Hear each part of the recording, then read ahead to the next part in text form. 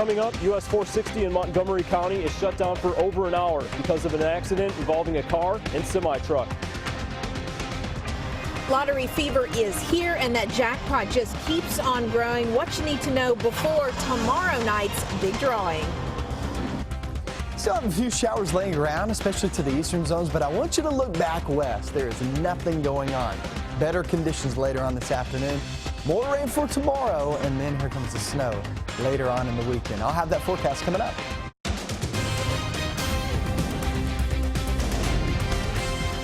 This is WKYT News at Noon. Good afternoon. From WKYT News, I'm Barbara Bailey. I'm Bill Bryant. Here's what's happening at noon. Police are investigating a deadly crash in eastern Kentucky involving a school bus. It happened just after 7 o'clock this morning on US 119 in the Blair community east of Harlan. State police say a car crossed the center line and collided head-on with a school bus. The driver of the car was killed. WKYT's Michelle Chamberlain is at our live desk now with the latest. It's our top story at noon. Yeah, and on that school bus this morning was a middle school student. The child was the only student on the bus at the time of the accident. Here are pictures of the scene. Tough image to see for sure. Now, along with that student, a teacher's aide and the bus driver were taken to the hospital. According to Kentucky State Police, all three have non-life-threatening injuries. KSP says just after 7 this morning, the driver of the Honda Accord was traveling north on US 119 when it crossed the center line, striking the school bus head-on. The Harlan County coroner pronounced the driver of that car dead at the scene. There was no one else in the car at the time of the accident, and troopers are still on the scene collecting information. Now, the names of those on the bus and of the driver who died have yet to be released. At the live desk, Michelle Chamberlain, WKYT. Thank you, Michelle. US 119 in the Blair community just reopened. It was closed for about 5 hours for accident reconstruction and cleanup. We're tracking a breaking news alert out of Louisville right now. A police officer has been rushed to the hospital after being shot in the line of duty. The shooting happened within the last hour in the Shively community. Police shut down roadways as they escorted the ambulance, taking the officer to the hospital. The Courier-Journal is reporting the officer has non-life-threatening injuries. There are reports at least one person was taken into custody at the shooting scene. We'll stay on top of that story, of course, and a busy central Kentucky road is back open here at midday after a crash involving a semi-truck. That happened just after 7 this morning on Highway 460 in Montgomery County. Sheriff's deputies say a driver lost control and crossed the center line and hit the semi-truck head-on. The driver of the car was injured. WKYT's Mike Byer is in Mount Sterling with more on what investigators are saying may have caused that crash. Mike? Earlier this morning, US 460 just outside of Mount Sterling was backed up for miles because of an accident involving a semi and this red Nissan. The crash happened just after 7 a.m., causing Highway 460 to be backed up for miles. Montgomery County Sheriff's deputies tell us that's when a red Nissan Coupe was driving westbound on Highway 460 when it lost control, crossed the center line, and hit a semi-truck head-on that was traveling eastbound. The person driving the car was taken to University of Kentucky Hospital with unknown injuries. The semi-driver was not injured. Jimmy Willoughby lives right in front of where the crash happened. He says his niece, who is studying nursing, helped the injured man until emergency crews could get there. When she heard it, she ran down there, just see what she could do, till the paramedics got down there. So, I think she just, kind of checked them out and, see what was going on. And they told her, just do what she could do, till the rest of them got there. Now, investigators aren't sure what caused the accident, but they say the bad weather may have been a factor. In Montgomery County, Mike Byer, WKYT. All right, Mike, thank you. As we mentioned already, the US 460 had to be shut down but has since reopened. Well, most of the rain has pushed out of the bluegrass this midday, but more showers are on the way, and we could see some snow on Sunday. WKYT meteorologist Micah Harris is live in our First Alert Weather Center now with details. Yeah, we had some widespread rain earlier this morning, and now we're hitting noontime. And as we spoke about it this morning, roughly noontime is when things start to fade. You can see that outside happening at this very moment.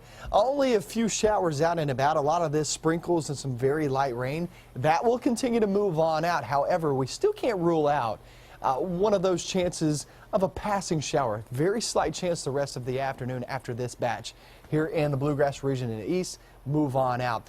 You can see that back toward the west. Pretty calm, pretty quiet. We'll call it 52 degrees for a high. We'll go off into the evening. Still a slight chance of rain from now all the way through the evening.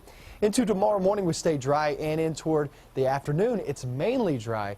But then here comes some rain late in the day on Saturday. That changes into snow on Sunday. I'll show you what new weather model data is showing for maybe even some snowfall around here coming up in a few minutes. All right, Mike, I'll see you then. Kentucky lawmakers are considering a bill that supporters say would protect the state's gun owners.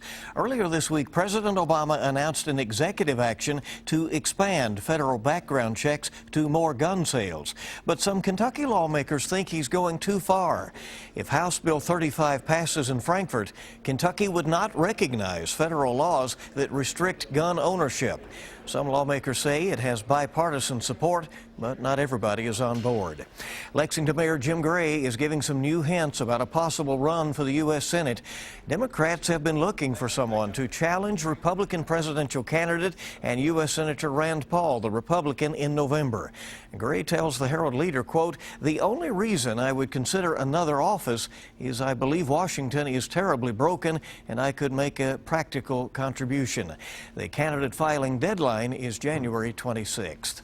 Well, the Powerball lottery has reached an historic height already, and now it's up to another one. It jumped again a little bit ago to $800 million for tomorrow night's drawing. And lottery workers here in Lexington are gearing up for a last-minute ticking buying frenzy. I think we're already there. WKYT's Rebecca Smith is live from the Garden Springs Marathon Station with more on Powerball fever. Rebecca.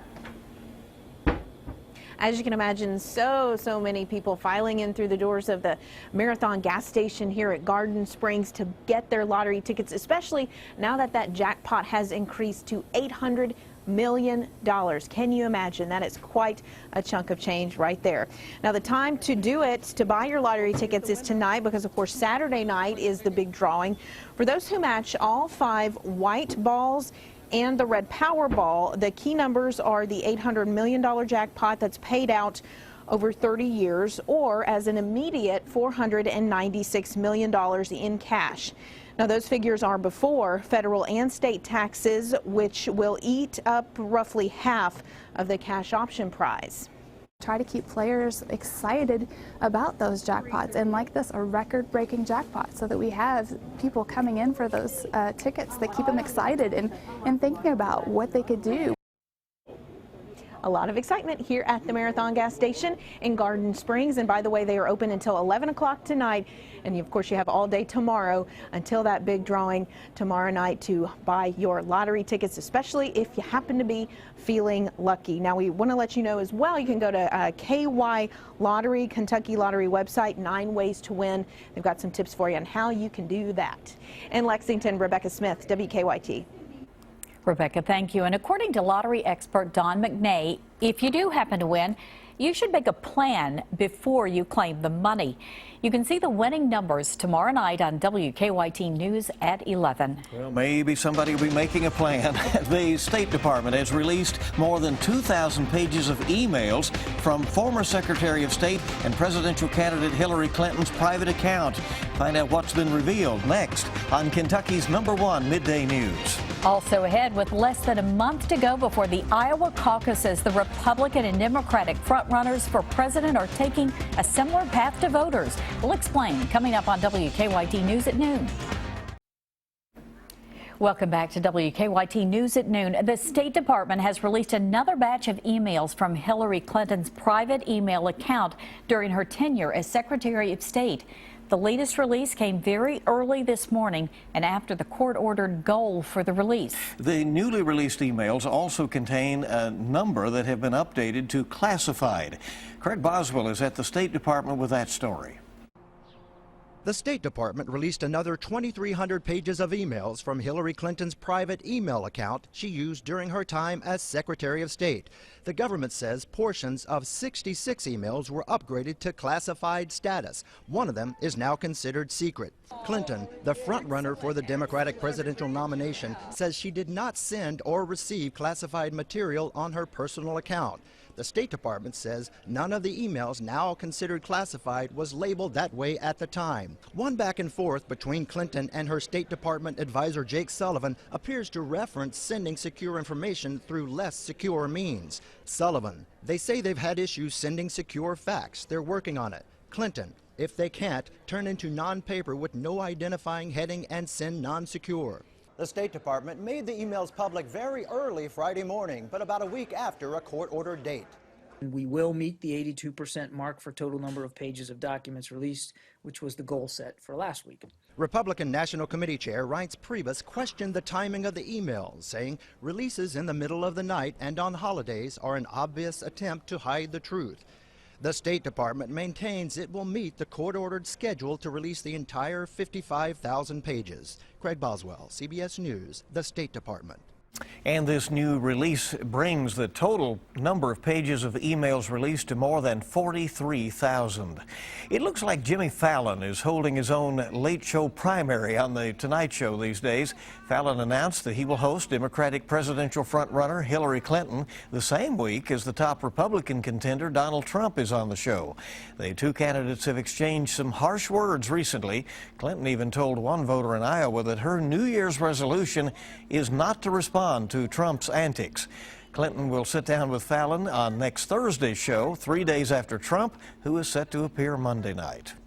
The Cincinnati Bengals are hoping to end their postseason drought when they take on the Pittsburgh Steelers tomorrow night. And now they have the added pressure of a friendly wager between the mayors of the two cities. The loser has promised to serve a meal at a local rescue mission in the winning city wearing that team's jersey. The Cincinnati mayor, John Cranley, also promised a package of treats, including Gold Star Chili Coney dogs and sundaes from Grater's Ice Cream. Kickoff for tomorrow night's game is 8:15 right here on WKYT. Those Coney dogs and ice cream, that all tastes really good, right, won't it? that ups the ante a little bit, doesn't That's right. Well, speaking of football, Beyonce is returning for Super Bowl 50.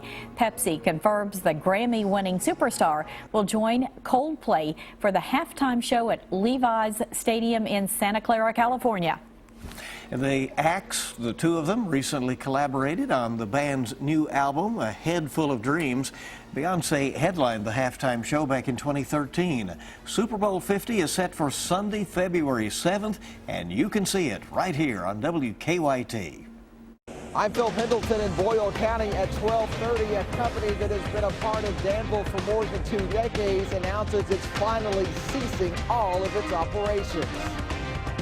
We're looking across the way. This bulk of the rain's trying to move on out. I'll talk about if that is it for us for the day or if not, and also that snow for the weekend. We're tracking all that coming up next.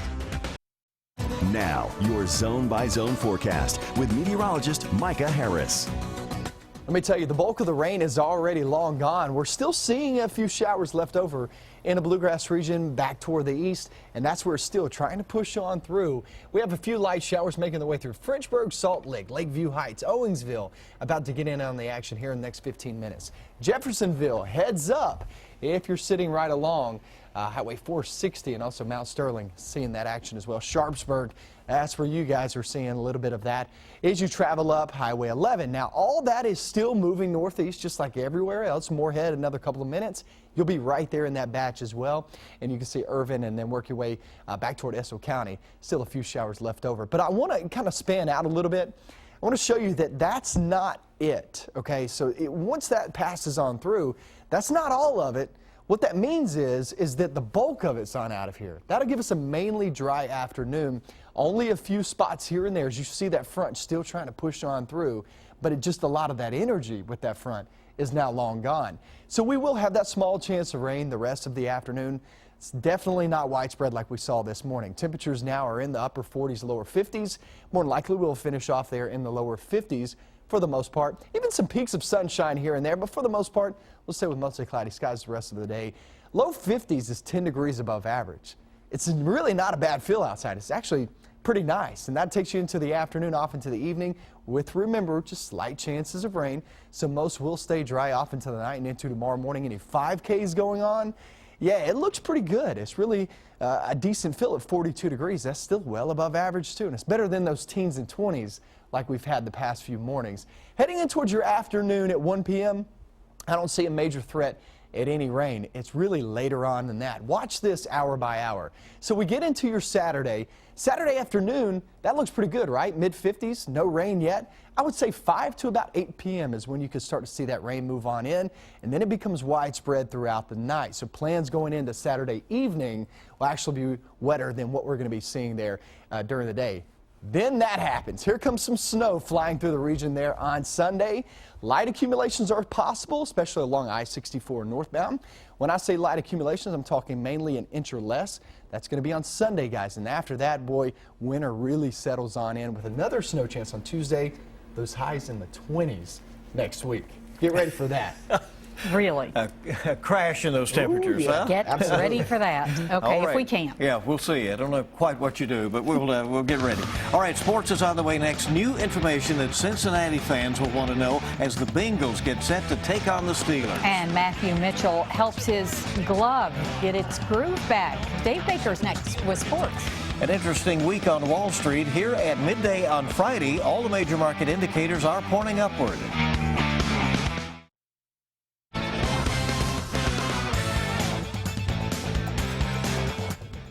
After suffering their first loss of the season last Sunday, Matthew Mitchell knew his UK women getting back on track was not a function of style points, but simply scratching and clawing.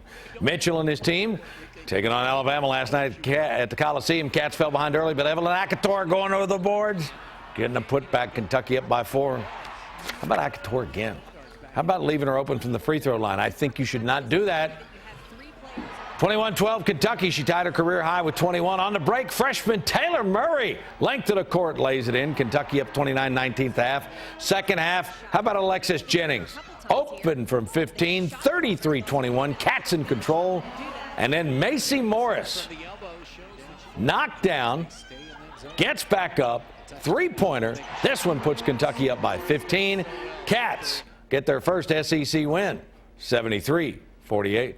So I was proud of the team for limiting them to 10 points in the paint. That was great.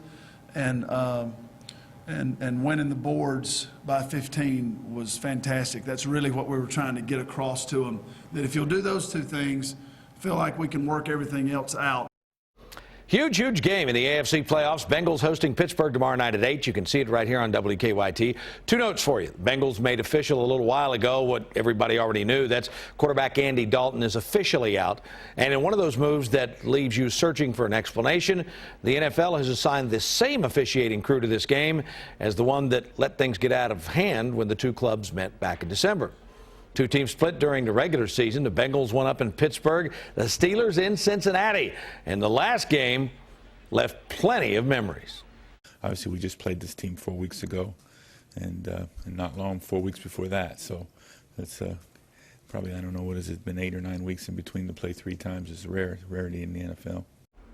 Boy, everybody trying to watch what they say ahead of this one. You can see the AFC wildcard game right here on WKYT. Coverage begins at 8 o'clock tomorrow night. Well, John Calipari will talk to the media in just about an hour as the Cats get set to take on Alabama in Tuscaloosa, looking to bounce back after that loss in Baton Rouge. But in typical Cal fashion, he's trying to take the pressure off his players. Yesterday, on his website, Cal said, quote, "Players have to trust, and the coach has to create a culture of what's acceptable and what isn't, and then the team moves forward. This is normal at Kentucky. We do this every year. If things don't move the way they should, that's on me," end quote. Much more from the coach coming up. And tonight on the Big Blue Insider with Dick Gabriel, the voice of the Cats, Tom Leach, with a look ahead to tomorrow's game between the Cats and the Crimson Tide. That and much more comes your way at 6 on 630 WLAP. Guys, here's hoping you and yours have a great weekend. That's a look at sports on this Friday. All right, you as well, Dave. Thank you. And there's more to come in our next half hour of WKYT News at noon. Stay with us now. 2 Iraqi refugees arrested on suspicion of supporting terrorism are facing federal charges here in the U.S. I'm Victor Puente in Fayette County. A man charged in a murder from 2014 will be in court later today. Coming up at 12:30, we'll tell you what led to these charges.